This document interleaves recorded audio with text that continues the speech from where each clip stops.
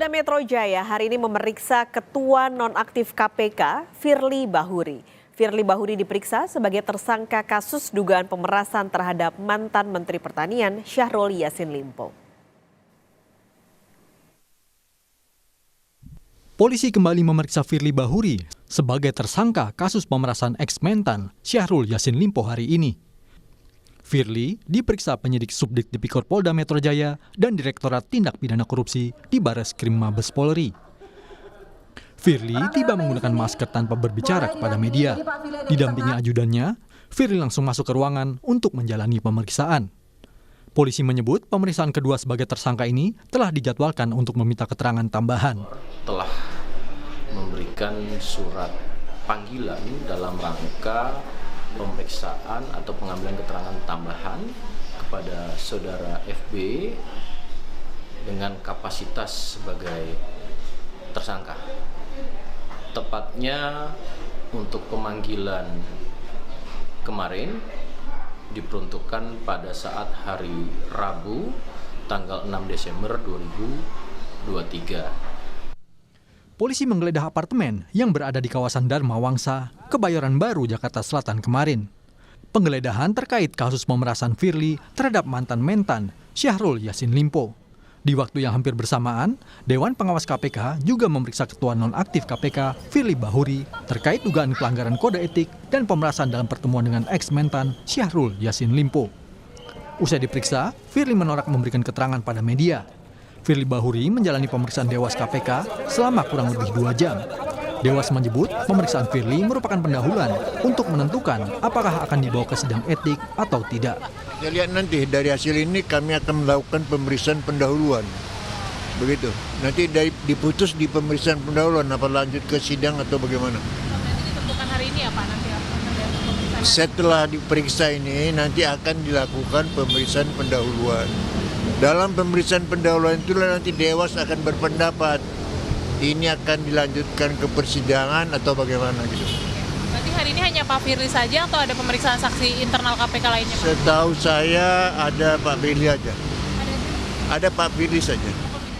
Anggota Dewas Albertina Ho mengatakan Dewan Pengawas KPK tak punya kewenangan untuk merekomendasikan pemecatan atau pemberhentian tidak hormat Firly Bahuri dari jabatannya jika terbukti melanggar etik berat. Sanksi terberat yang bisa diberikan pada pelanggar etik kategori berat adalah diminta untuk mengundurkan diri. Pemberhentian tidak hormat tidak ada diatur di Perdewas ya. Berarti Dewas tidak punya wewenang untuk mengusulkan kepada Presiden. Di Perdewas itu sanksi yang paling berat itu diminta mengundurkan diri ya. Nah, ya nanti kan masuk ke tahap pemeriksaan pendahuluan. Akan dilakukan hari ini langsung atau hari yang berbeda? Ya, nanti kita lihat lah ya, nanti Dewas lihat ya. Nah. Ketua Nonaktif KPK, Firly Bahuri, diduga memeras mantan Menteri Pertanian Syahrul Yassin Limpo. Pemerasan diduga terkait penanganan kasus korupsi di Kementerian Pertanian yang saat itu dipimpin Syahrul. Firly diduga memeras Syahrul terkait penanganan perkara korupsi Kementan oleh KPK. Tim Liputan, Kompas TV. Kita terhubung dengan jurnalis Kompas TV Triksi Valencia saat ini ada di Bareskrim Mabes Polri untuk mengetahui update terbaru pemeriksaan Firly Bahuri sebagai tersangka hari ini.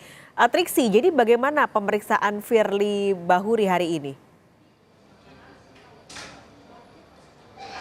Ya, Pak Skalis, tentu masih berlangsung sampai saat ini ketika tadi Firly sudah tiba di Bareskrim Mabes Polri sekitar pukul 9:13 menit.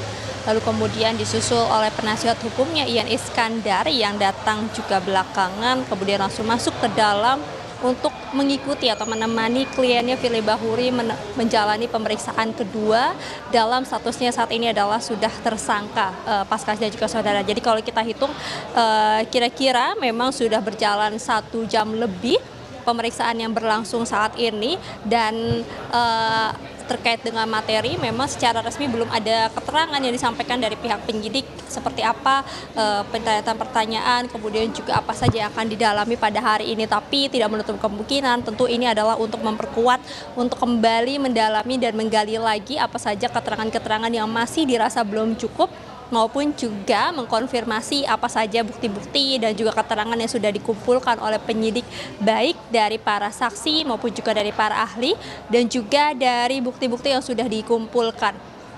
Kalau kita melihat pada beberapa pemeriksaan sebelumnya, sudah ada penggeledahan yang dilakukan terhadap kediaman Firly Bahuri. Ada dua, pertama yang di Bekasi, lalu kemudian juga di Kertanegara. Yang diketahui ini adalah rumah yang disewa oleh Firly Bahuri sebagai rumah singgah, yang juga diduga sebagai tempat untuk pertemuan dari Firly Bahuri dan juga Syahrul Yassin Limpo, dan di mana itu juga diduga dilakukannya pemberian uang sekitar 1 miliar rupiah. Nah, kemudian juga yang baru dilakukan penggeledahan adalah kemarin pada hari Selasa, Paskalis dan juga saudara, yakni kediaman yang ada di Jakarta Selatan di Dharma Wangsa. Di sana juga dilakukan penggeledahan selama kurang lebih 3 jam. Tetapi memang tidak disampaikan atau belum diberikan keterangan terkait dengan apa saja barang-barang ataupun dokumen-dokumen yang juga didapatkan, termasuk juga apakah ada bukti-bukti baru yang sudah dikantongi oleh penyidik usai dari penggeledahan yang dilakukan. Tapi inilah yang kemudian tidak menutup kemungkinan juga akan ditanyai nanti pada saat pemeriksaan pada hari ini, Paskalis dan juga saudara, karena mengingat juga masih perlu ataupun juga perlu kerangka-kerangka yang menguatkan terkait dengan dugaan suap, ya maksud kami pemerasan yang dilakukan oleh Syahrul Firly Bahuri, Ketua KPK nonaktif, kepada mantan Menteri Pertanian yakni Syahrul Yassin Limpo. Tapi yang jelas penyidik juga sudah menetapkan ataupun juga memegang 2 alat bukti kuat, sehingga pada saat gelar perkara pun juga dinyatakan bahwa memang Firly Bahuri merupakan tersangka dari dugaan kasus pemerasan ini, Paskalis dan juga saudara. Jadi tentu kita akan nantikan bagaimana pemeriksaan yang akan berlangsung pada hari ini, apakah memang juga akan berlangsung lama seperti dengan pemeriksaan perdana pada saat Firly Bahuri sudah ditetapkan sebagai tersangka, yakni hampir 10 jam berlangsung, dan juga ada puluhan pertanyaan, yakni sekitar 40 pertanyaan yang disampaikan. Nah, tadi Paskalis dan juga saudara ketika masuk ke dalam, memang Firly tidak menyampaikan keterangan apapun, termasuk juga menanggapi setiap pertanyaan-pertanyaan yang dilontarkan oleh wartawan. Tetapi ketika penasihat hukumnya tiba, yakni Ian Iskandar, memang sempat menyampaikan beberapa keterangan, seperti misalnya menjawab apa saja yang akan ditanyakan oleh penyidik, kemudian ini terkait dengan pemeriksaan apa. Namun jawabannya memang diserahkan kepada penyidik terkait dengan materi-materi tersebut. Dan yang juga ditegaskan oleh penasihat hukum adalah bagaimana kliennya yakni Firly Bahuri akan kooperatif dengan pemeriksaan yang akan berlangsung pada saat ini.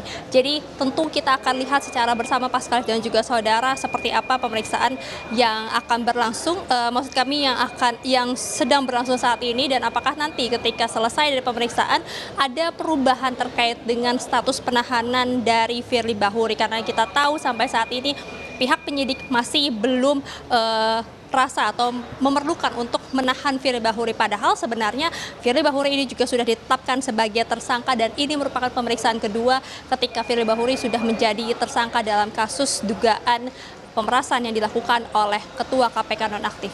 Paskalis. Triksi, berarti tadi ketika kuasa hukumnya sempat memberikan pernyataan, apakah ada pernyataan soal kemungkinan Firly Bahuri ini akan ditahan?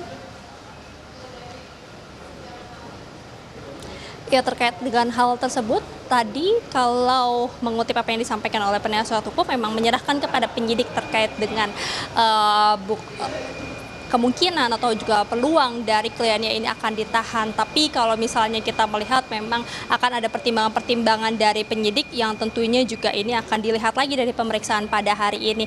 Apakah pada pemeriksaan hari ini kemudian penyidik ini bisa menyimpulkan bahwa penahanan ini diperlukan. Karena kalau kita melihat terkait dengan penahanan, setidaknya ada 3 hal yang kemudian dirasa seperti ditakutkan tersangka ini akan melarikan diri maupun juga mengulangi perbuatannya, termasuk juga menghilangkan barang bukti.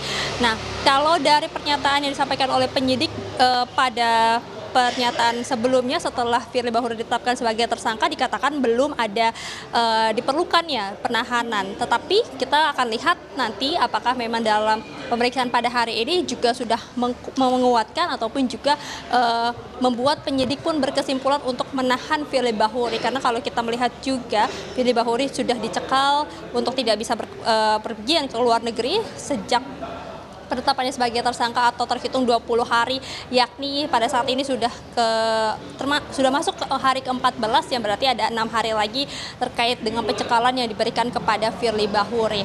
Nah, inilah yang juga kita nantikan dan juga perlu dicermati Pak Skalis dan juga saudara, bagaimana sikap ketegasan dari pihak kepolisian untuk kemudian menahan atau melakukan penahanan kepada Ketua KPK nonaktif setelah dirinya sudah ditetapkan sebagai tersangka dan juga sudah ada alat-alat bukti yang dirasa sudah cukup kuat untuk dipegang dan juga untuk mempertanggungjawabkan penetapan tersangka Firly Bahuri dalam kasus dugaan pemerasan terhadap mantan Menteri Pertanian Syahrul Yassin Limpo. Pak Skalis. Triksi Valencia, terima kasih laporan Anda langsung dari Bareskrim Mabes Polri.